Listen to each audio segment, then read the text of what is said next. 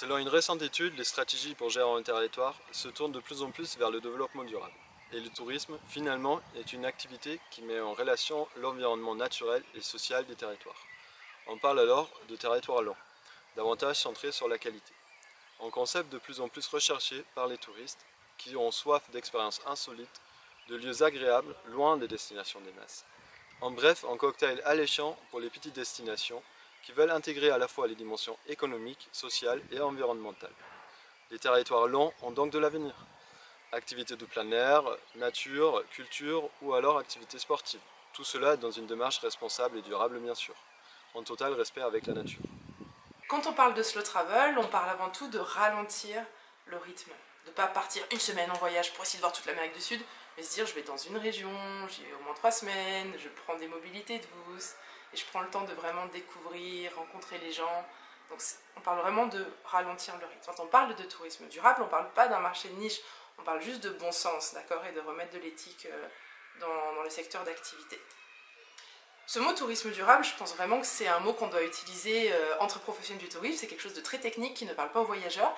Et d'ailleurs, je conseille toujours aux entreprises touristiques d'oublier ce mot dans leur communication. Parce que c'est un mot qui est ennuyant et qui veut rien dire. Qui veut rien dire. Entre professionnels, peut-être qu'on sait ce qu'il y a un peu derrière. Et encore, je pense pas tout le monde toujours, c'est pas toujours clair. Mais pour les voyageurs, oubliez. Le mieux, ça va être de remplacer ce mot durable par vraiment les bénéfices clients. Qu'est-ce que j'entends par bénéfice client? Aujourd'hui, si on prend par exemple les gens qui mangent bio, pourquoi est-ce que les gens mangent bio? La plupart des gens ne mangent pas bio pour sauver la planète. Enfin, il y a des gens qui se disent ah quand même c'est bien, j'ai un impact, mais généralement on ne mange pas bio pour sauver la planète, on mange bio parce qu'on pense que ça va être meilleur pour sa santé. C'est la même chose quand on parle de tourisme durable. Si je vous dis ce soir, je vous invite dans un restaurant, on va manger un dîner durable, je sais pas, ça donne pas envie d'aller manger et puis ça veut rien dire et on se demande ce qu'il y a derrière. Si je vous dis je vous invite ce soir et on va dîner dans ce restaurant et il y aura une recette typique de la région et la viande elle vient du boucher d'à côté qui est un des meilleurs bouchers du coin et puis les légumes ils les font pousser dans leur jardin derrière. Là on parle déjà plus aux voyageurs et je pense que ça donne plus envie parce qu'on a mis en avant le bénéfice client dans le sens où on se dit waouh ça va être délicieux, ça va être une expérience, etc. Les petits généralement font les choses bien sans même s'en rendre compte parce que ça fait partie de l'essence et de l'ADN de leur entreprise touristique. Les gros, les grosses entreprises qui ont été montées, surtout quand il y a des investisseurs, etc., généralement ils ont un peu moins cette âme et ce projet de vie et on parle plutôt de chiffres, d'accord? Donc les petits, généralement, sont déjà durables quelque part, presque naturellement. Mais on a besoin aussi que les gros changent, parce que toutes les petites choses que vont pouvoir mettre en place les gros peuvent avoir quand même un gros impact au final. Donc quand on parle du tourisme durable, on parle autant des petites entreprises, des gens qui le font avec passion, mais on parle aussi des grosses entreprises qui vont mettre en place de nouvelles bonnes pratiques. Vraiment, ce que je conseille aux entreprises, c'est d'oublier ce mot durable qui ne parle pas aux voyageurs et qui veut tout et rien dire, mais de le remplacer par des bénéfices clients clés pour donner envie. Bonjour, je suis Luc Stelly, je suis directeur de l'Office de tourisme du Massif du Sancy. Horizon Sancy, à la base, c'est de l'art contemporain, des œuvres plastiques qui sont placées dans le paysage du Massif du Sancy. L'idée pour nous, c'est que à la fois touristiquement, on propose une promenade, des lieux de visite, alors parfois qui sont très connus, d'autres qui sont moins connus. C'est aussi accueillir de l'art contemporain, donc quelque chose qui est un petit peu différent de l'offre qu'on avait dans le Sancy. Et donc l'idée c'est que tous les étés, pendant 3 mois, on met des œuvres d'art contemporain dans ces fameux paysages et qu'il y a un vrai dialogue entre le lieu et l'art contemporain, entre même la population locale et les artistes qui viennent du monde entier.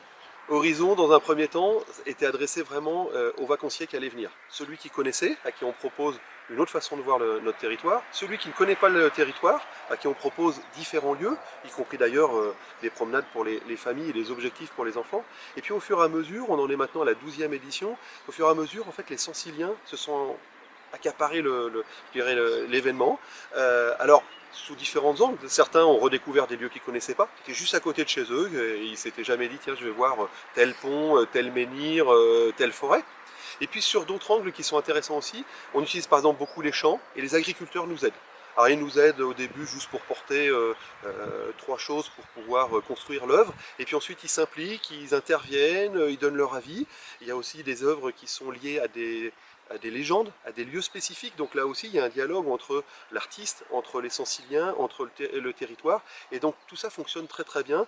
Effectivement, au départ c'était un événement très lié au tourisme, et au fur et à mesure, les Sensiliens se sont accaparés et l'ont intégré aussi dans leur promenade et dans leur lieu de visite.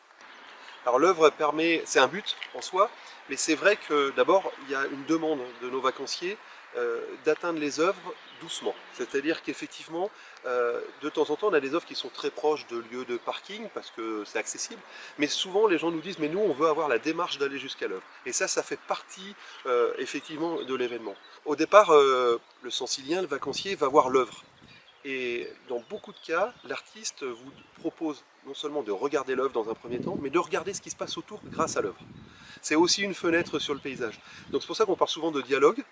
On va pour l'œuvre, et puis en fait on se pose, on s'aperçoit que cette cascade on l'avait jamais regardée, que ce paysage et ce point de vue là on l'avait jamais regardé, et certains artistes proposent carrément des fenêtres, des portes, des lieux qui permettent de regarder à travers l'œuvre le paysage et ce qui se passe autour. Donc on a vraiment ce dialogue dans un sens et dans l'autre.